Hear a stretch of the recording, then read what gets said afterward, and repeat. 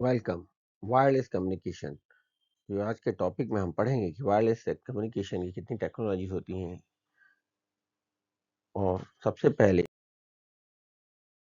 उनका इंट्रोडक्शन। तो wireless communication जो है दो डिवाइस के बीच कम्युनिकेशन करता है, और वह भी बिना किसी फिजिकल कनेक्टर के द्वारा। इसमें मुख्य रूप से होती हैं radio waves, infrared, satellite, terahertz communication आदि। इस टेक्नोलॉजी का उपयोग मुख्य रूप से मोबाइल नेटवर्क्स में broadcasting, IoT, internet of things और सिक्योर कम्युनिकेशन के लिए उपयोग किया जाता है। हर मेथड या हर टेक्नोलॉजी की अलग अलग एप्लीकेशंस होते हैं, एडवांटेजेस यानी लाभ और हानियां होती हैं। तो आइए हम अपना टॉपिक शुरू करते हैं। तो सबसे पहले हम देखते हैं कि टेक्नोलॉजी के नाम क्या क्या हैं। तो पहले radio communication, cellular, wifi, Bluetooth, infrared, microwave. इसी प्रकार satellite, NFC, Li-Fi, ultrasound, acoustic under water communication and terahertz communication, ये मुख्य रूप से टेक्नोलॉजीज हैं जिसके बारे में हम आज पढ़ेंगे।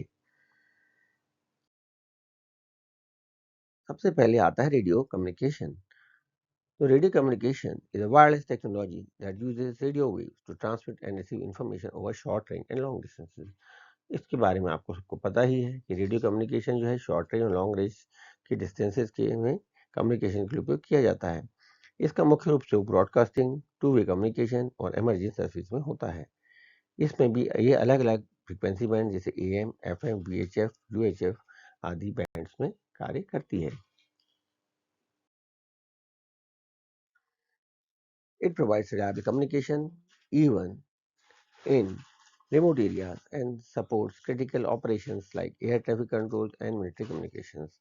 तो रिमोट एरियाज में इसका उपयोग किया जाता है, क्रिटिकल ऑपरेशन यानी एयर ट्रैफिक कंट्रोल जिसे ETC भी कहा जाता है, और मिलिट्री कम्युनिकेशन में भी इसका उपयोग किया जाता है।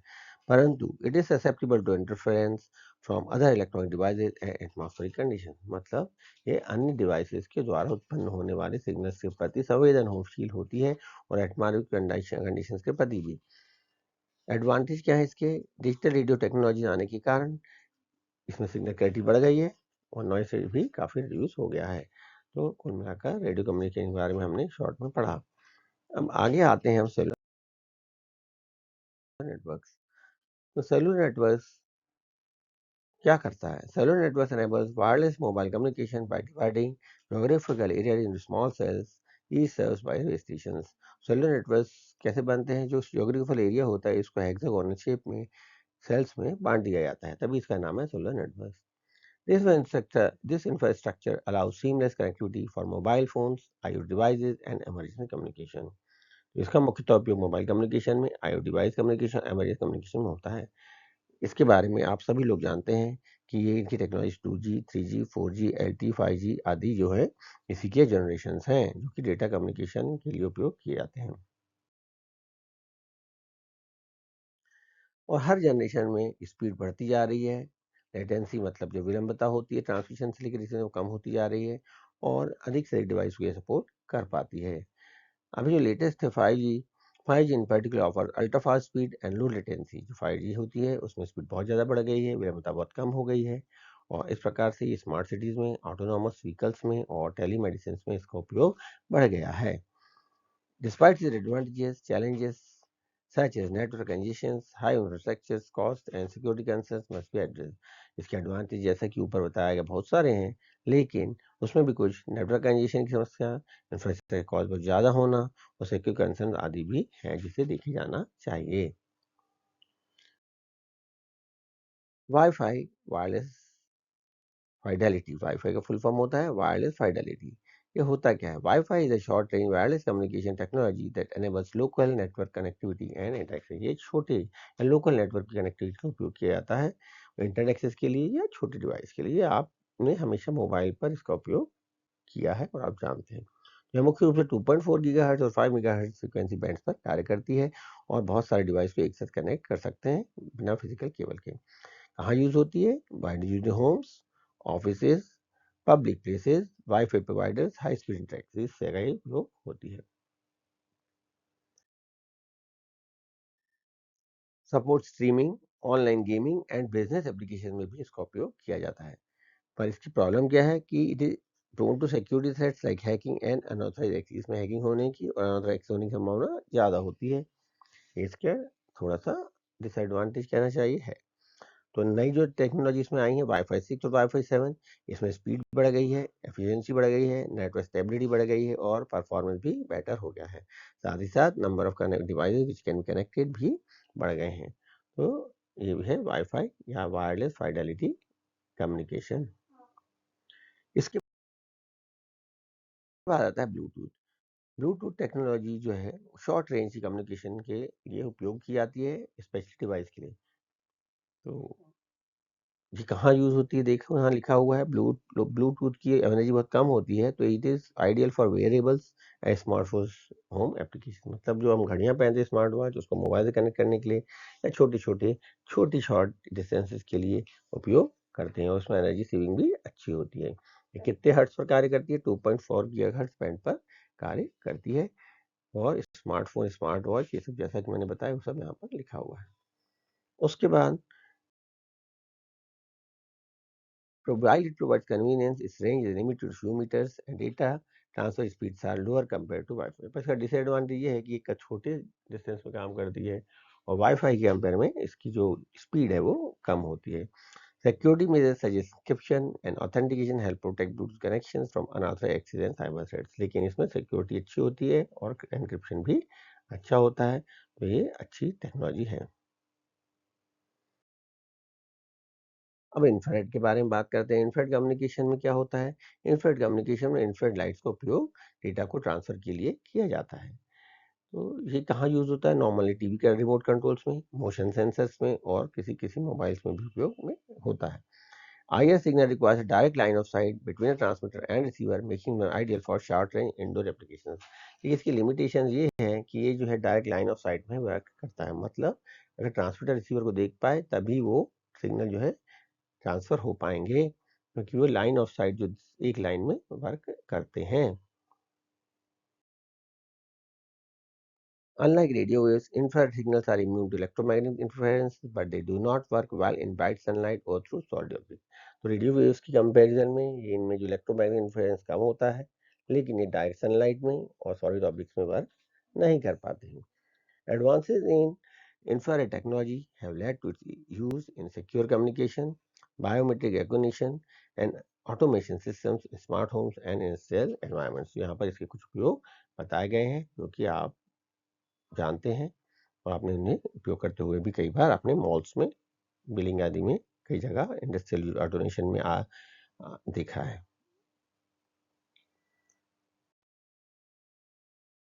अब नेक्स्ट आ गया माइक्रोवेव कम्युनिकेशन। तो माइक्रो टावर्स आपने अपने घर के आसपास जरूर देखे होंगे। तो माइक्रो कम्युनिकेशन क्या होता है? हाई फ्रीक्वेंसी इलेक्ट्रोमैग्नेटिक वेव्स को ट्रांसमिट करता है और उसके थ्रू डेटा को लॉन्ग डिस्टेंस पे कवर करते हैं। इसकी ऑपरेटिंग फ्रीक्वेंसी गीगाहर्ट्ज में होती है और ये सैटेलाइट लिंक्स, रेडार सिस्टम्स और टेलीकम्युनिकेशन नेटवर्क में उपयोग मुख्यतः की जाती है। Micro signals travel in straight lines and requires relay towers and satellites for extended coverage. तो ये भी स्ट्रेट लाइन में कवर करती है माइक्रोवेव्स, और इसकी रेंज बढ़ाने के लिए रिले टावर्स का उपयोग किया जाता है या फिर सैटेलाइट्स का उपयोग इसकी रेंज बढ़ाने के लिए किया जाता है। They offer high bandwidth and reliable data transfer, making them essential for global communication infrastructure। तो इनकी बैंड बहुत ज़्यादा होती है, डेटा ट्रांसफर रिलायबल होता है, तो ग्लोबल कम्युनिकेशन में इसका उपयोग इंफ्रास्ट्रक्चर बनाने में किया जाता है। लेकिन ये जो माइक्रोवेव होती है, वेदर से, इसकी कंडीशन से बहुत ज़्यादा प्रभावित होती है। यदि हैवी रेन हो या फॉग होता है तो इसकी सिग्नल क्वालिटी कम हो जाती है। Ongoing research focuses on improving microtechnology for faster, more resilient and energy efficient wireless communication। तो इसमें रिसर्च चल रही है जिससे कि टेक्नोलॉजी फास्ट हो जाए और ये ज़्यादा स्टेबल हो जाए, यदि कोई प्रॉब्लम आती है तो रिकवर हो जाए और एनर्जी एफिशिएंट भी ज़्यादा हो जाए। इस पर कार्य चल रहा है। अब जो नेक्स्ट टेक्नोलॉजी है सैटेलाइट कम्युनिकेशन, इसके बारे में भी आप लोगों ने जरूर सुना हुआ है। तो satellite communication use orbiting satellites to deliver signals between ground stations and user point. तो ये सैटेलाइट्स होते हैं, आपको पता है, जैसे पिक्चर में दिख रहा है ये ऊपर सैटेलाइट घूम रहा है और इनको कंट्रोल करें यहाँ पर ग्राउंड स्टेशन होते हैं। तो ग्राउंड स्टेशन के थ्रू ये कम्युनिकेट कर सकते हैं, हम सैटेलाइट के थ्रू कम्युनिकेट कर पाते हैं। It is crucial for global broadcasting, GPS navigation, weather forecasting and military operations के लिए। तो ग्लोबल ब्रॉडकास्टिंग अगर हम करना चाहते हैं, या GPS global position system navigation, जो आजकल गाड़ियों की लोकेशन आदि पता लगा सकते हैं, वेदर फोरकास्टिंग मतलब मौसम का हाल चाल जानने के लिए, कि पहले से ज्ञान करने के लिए, मिलिट्री ऑपरेशंस करने के लिए इनका उपयोग सैटेलाइट कम्युनिकेशन का किया जाता है। Unlike terrestrial networks, satellites provides coverage in remote and rural areas. और टेरेस्ट्रियल कम्युनिकेशन जो होता है रिमोट रूरल एरिया से कवर नहीं करता, पर चूंकि इसमें तो सैटेलाइट के थ्रू कम्युनिकेशन हो रहा है तो ये रूरल और रिमोट एरिया में भी आसानी से वर्क करता है। However, traditional geostage satellite suffers from high latency affecting real time. तो जियोस्टेशनरी सैटेलाइट जो कि धरती से काफ़ी दूरी पर होते हैं तो उसमें सिग्नल की जाने और आने में काफ़ी समय लगता है, तो लेटेंसी ज़्यादा होती है, तो रियल टाइम एप्लीकेशन में जियो स्टेशन सैटेलाइट उतने अच्छे उपयोगी नहीं है। इसलिए अब एलईओ लियो लो अर्थ ऑर्बिट और एमईओ मिडिल अर्थ ऑर्बिट वाले सैटेलाइट भी आ गए हैं। So newer low Earth orbit LEO satellites constellations such as Starlink aim to reduce latency and expand high-speed internet access. तो लियो लो अर्थ ऑर्बिट जैसा कि आप देख पा रहे हैं पिक्चर में सबसे पास में है, इनका रेडियस जी कितना लिखा हुआ है, आल्टीट्यूड 11606 किलोमीटर से 2000 किलोमीटर तक है ये। तो ये क्या है, इनका ये बहुत पृथ्वी के पास रहते हैं तो इसमें लेटेंसी बहुत कम है। जैसे जैसे हम पृथ्वी से दूर होते जाएंगे सैटेलाइट, तो वैसे वैसे उसकी लेटेंसी मतलब सिग्नल के जाने की और आने की पहुंचने की टाइम बढ़ जाता है, तो एलईओ में लेटेंसी कम हो जाती है। और स्टारलिंक जैसा आपने नाम सुना हुआ है, ये एक सर्विस प्रोवाइडर है जो लियो पर बेस है। Satellite technology continues to evolve, offering improved communication solutions for global connectivity and disaster management. So global communication के लिए मतलब वैश्विक कनेक्टिविटी के लिए, और डिजास्टर मैनेजमेंट मतलब आपदा प्रबंधन के लिए सैटेलाइट कम्युनिकेशन बहुत ही अच्छी टेक्नोलॉजी है। एनएफसी या नियर फील्ड कम्युनिकेशन, इसको भी आपने कभी ना कभी उपयोग किया होगा या किसी को उपयोग करते देखा होगा। तो near field communication NFC is a short range wireless technology that enables contact text data exchange between device within a few centimeters. तो इसमें दो डिवाइसेस जो कि बहुत पास पास होते हैं उनके बीच डेटा का कम्युनिकेशन बिना कॉन्टेक्ट के किया जाता है। ऑपरेटिंग एट 13.56 मेगाहर्ट्ज की ऑपरेटिंग फ्रीक्वेंसी कितनी है, 13.56 हर्ट्ज। एंड ये कहाँ यूज किया जाता है, मोबाइल पेमेंट्स में, जैसे एप्पल पे, गूगल पे, डिजिटल की कार्ड, टिकटिंग सिस्टम आदि में इनका उपयोग किया जाता है कॉन्टेक्टलेस रूप में।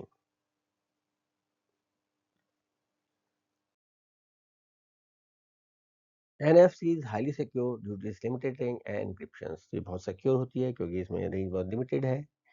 आप देख पा रहे हैं पिक्चर में कि देखिए कितने पास रखा हुआ है दोनों डिवाइस, इनके बीच ये एनएफसी कम्युनिकेशन हो रहा है, तो बहुत ही लिमिटेड रेंज में वर्क करता है। इसलिए इसमें जो है सिक्योरिटी ज़्यादा है, एन्क्रिप्शन भी अच्छा होता है। ये पीयर टू पीयर कम्युनिकेशन कार्य करता है, अलाउइंग स्मार्टफोन से अदर ऐप से enable device to share information, तो ये आसानी से उपयोग की जा सकती है। While it excels in convenience and security, its limited data transfer speed and range restricts its applications compared to Bluetooth and Wi-Fi. पर इसकी स्पीड है ब्लूटूथ और वाईफाई के कंपेयर में कम होती है, और डेटा जो रेंज है वो भी कम होता है। तो जैसा मैंने पहले बताया था कि अलग अलग टेक्निकल टेक्नोलॉजी का अलग अलग प्रकार का वर्किंग है और प्रिंसिपल्स हैं, तो उनका उपयोग भी अलग अलग उनकी लाभ और हानि के हिसाब से किया जाता है। अब आती है लाइफाई या light Fidelity. Li-Fi is an innovative wireless communication technology that transmits data using visible light instead of radio waves. तो यहाँ पर जो डेटा का ट्रांसफर हो रहा है रेडियो वेव से नहीं हो रहा, किससे हो रहा है, लाइट से हो रहा है। It uses LED light bulbs to send and receive data at ultra fast speeds, offering higher bandwidth and increase security compare to wifi. तो इसमें एलईडी लाइट का उपयोग किया जाता है डेटा ट्रांसमिशन और रिसेप्शन के लिए, इससे हायर बैंडविड्थ होती है और सिक्योरिटी भी अच्छी मिलती है compare to wifi. Since Li-Fi does not cause electromagnetic interference, it is beneficial in sensitivity environment like hospitals and ambulance. तो चूंकि इसमें लाइट से हो रहा है कम्युनिकेशन, तो इलेक्ट्रोमैग्नेटिक इन्फ्लुएंस ऑटोमेटिकली ही कम हो जाएगा। तो उसका फायदा कहाँ पर होगा, हॉस्पिटल्स में जहाँ पर बहुत ज़्यादा नॉइस होती है, या एरोप्लेन्स में जहाँ पर हम इलेक्ट्रोमैग्नेटिक वेव्स जिसकी बहुत ज़्यादा होते हैं अंदर, तो उस जगह पर लाइफाई का उपयोग ज़्यादा अच्छा होता है। However, it requires a direct line of sight and cannot painted walls। तो इसकी लिमिटेशन क्या है कि ये लाइन ऑफ साइट में वर्क करता है जैसे कि आप पिक्चर में देख पा रहे हैं, और दूसरी कि इसकी रेंज भी कम होती है और ये वॉल्स के अंदर भी पेंटेड नहीं कर पाती। Future advancements aim to integrate Li-Fi with existing networks enhancing wireless communication, enhance efficiency in smart cities, industrial automations and IoT applications। तो जैसा कि यहाँ पर बताया गया है, स्मार्ट सिटीज़ में, इंडस्ट्रियल ऑटोमेशन में, IoT एप्लीकेशंस में सुधार के लिए इस पर रिसर्च की जा रही है, जिससे कि उनको अन्य डिवाइसेस से, अन्य टेक्नोलॉजी से आसानी से नेटवर्क किया जा सके। अब आते ये ultrasound communication. Ultrasound communication transmit data using high frequency sound waves typically about the human hearing range. तो अल्ट्रासाउंड वो रे होती है जिसको कि मनुष्य के कान नहीं सुन पाते, तो उसी को उसी टेक्नोलॉजी का उपयोग यहाँ पर किया जा रहा है। It is used in medical imaging, example ultrasound scans, industrial inspections and IoT application. इसका उपयोग जो है मेडिकल में होगा, अल्ट्रासाउंड स्कैन जिसको कहते हैं, इंडस्ट्रियल इंस्पेक्शंस में होता है, IoT एप्लीकेशन में होता है। So, ultrasound based data transmission is safe for biological tissues and can be utilized for proximity sensing and device। तो जो अल्ट्रासाउंड्स होती हैं वो हमारे जैविक टिश्यूज के लिए या बायोलॉजिकल के लिए, बॉडी के लिए हार्मफुल नहीं होती हैं, और ये आजू बाजू के निकट के एरिया जो भी यहाँ पे हम सेंस करते, प्रोब करते हैं, उसको आसानी से हम उसको सेंस कर सकते हैं इसके द्वारा, और डिवाइस के ऑथेंटिकेशन में भी इसका उपयोग अल्ट्रासाउंड कम्युनिकेशन का कर सकते हैं। लेकिन इसका प्रॉब्लम क्या है, इसकी रेंज रेंज जो है बहुत लिमिटेड होती है, और ये भी एनवायरमेंटल नॉइज़ के प्रति काफ़ी संवेदनशील होती है। तो ये एक इसका चैलेंज है जिसे हमें दूर करना पड़ेगा रिसर्च के द्वारा। Researcher exploring ways to improve ultrasound communication for secure data exchange, especially in application where radio frequency communication is impractical और रेस्ट्रिक्टेड। तो उसको भी रिसर्च चल रही है जिससे कि ये जो है इसको उपयोग बढ़ा जा सके। अब आते हैं acoustics and under water communication. Acoustic and under water communication क्या होता है? Acoustic communication relies on sound waves to transmit data in under water environments where radio waves are inefficient. तो साउंड जो है आपको पता है कि हर एनवायरनमेंट में चलती है, हवा में भी चलेगी, पानी में भी चलेगी, मेटल्स में चलेगी। तो अंडर वाटर के लिए इस वाली टेक्नोलॉजी का उपयोग किया जा रहा है, क्योंकि वहाँ पर जाके रेडियो वेव्स उतने इफेक्टिव नहीं हो पाते अंडर वाटर में, तो वहाँ पर acoustic under water wireless communication का उपयोग किया जाता है। It is crucial for submarine communication, deep sea exploration and ocean monitoring. Submarine मतलब पनडुब्बियों के लिए, उनसे कम्युनिकेट करने के लिए, डीप सी गहरे समुद्र को एक्सप्लोर करने के लिए, और ओशन के अंदर की चीज़ों को मॉनिटरिंग करने के लिए भी इस टेक्नोलॉजी का उपयोग किया जाता है। Acoustic signals travel efficiently through water but at slower speeds leading to latency issue। पर ये स्लो जाती है, जिसमें लेटेंसी इशू ज़्यादा होते हैं। Additional factors such as water temperature, salinity and pressure can distort signals। तो वाटर का टेम्परेचर हो गया, या वाटर की सैलिनिटी यानी जिसमें लवणता कहते हैं जिसको, नमक की मात्रा, और प्रेशर्स, ये सभी इसके सिग्नल्स को डिस्टॉर्ट कर सकते हैं। तो इस पर रिसर्च की जा रही है। Despite these challenges, advancements in underwater acoustic communications technology continues to improve signal clarity and data transmission rates, enabling better exploration and real-time monitoring of marine ecosystems and underwater infrastructure। तो इन सब जो limitations के बावजूद भी इसका उपयोग ecosystems के marine मतलब समुद्र के अंदर अंडर वाटर इंफ्रास्ट्रक्चर के लिए किया जा रहा है। अब आया टेराहर्ट्ज कम्युनिकेशन। टेराहर्ट्ज कम्युनिकेशन जो है वो, उसकी ऑपरेटिंग फ्रीक्वेंसी रेंज है 100 गीगाहर्ट्ज से 10 टेराहर्ट्ज, इसीलिए इसका नाम है terahertz. Offering ultra fast data transmission rate exceeding 100 GBPS. तो गीगाबिट्स पर सेकेंड 100 से ज़्यादा होती है रेंज, क्योंकि उसकी जो ऑपरेटिंग फ्रीक्वेंसी बहुत ज़्यादा होती है। It hold significant potential for next generation wireless technology including 6G network, security screening and high resolution. तो इसका उपयोग मुख्य रूप से 6G में जो कि आने वाला है उसके लिए, सिक्योरिटी स्क्रीनिंग और हाई रेजोल्यूशन इमेजिंग के लिए उपयोग किया जाता है, क्योंकि स्पीड बहुत ज़्यादा देख पा रहे हैं आप, 100 GBPS. Terahertz waves have short wavelengths, enabling high capacity communication but making highly susceptible to atmospheric absorption, limiting their range। पर ये जो है इनकी चूंकि वेवलेंथ बहुत कम हो जाती है, शॉर्ट हो जाती है, तो ये क्या है, इनकी जो ससेप्टिबिलिटी है जो एनवायरनमेंट में एटमॉस्फेरिक एब्जॉर्प्शन की, तो उसके प्रति ये बढ़ जाती है, तो इनका रेंज कम हो जाता है।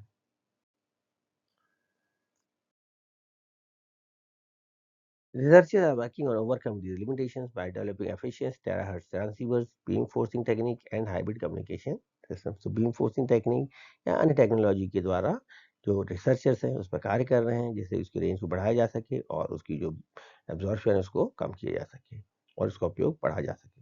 As terahertz communication advances, it is expected to revolutionize wireless data transfer, supporting futuristic applications like holographic communication, ultra high speed। तो अल्ट्रा हाई स्पीड के लिए इसको हम इसको उपयोग करेंगे आने आने समय में। और होलोग्राफिक कम्युनिकेशन, या 3D टाइप, हम होलोग्राफ मतलब 3D टाइप इमेज अपीयर हो जाएगी, ऐसा लगेगा कि व्यक्ति सामने ही खड़ा है। उस प्रकार की कम्युनिकेशन में हम इसका उपयोग करेंगे, क्योंकि स्पीड इसकी बहुत ज़्यादा होगी। तो आशा करते हैं कि ये जल्दी ही हम इस पे सफल होंगे। तो आज का वीडियो देखने के थैंक यू। लाइक करें और सब्सक्राइब करें। एक बार फिर से आपका धन्यवाद।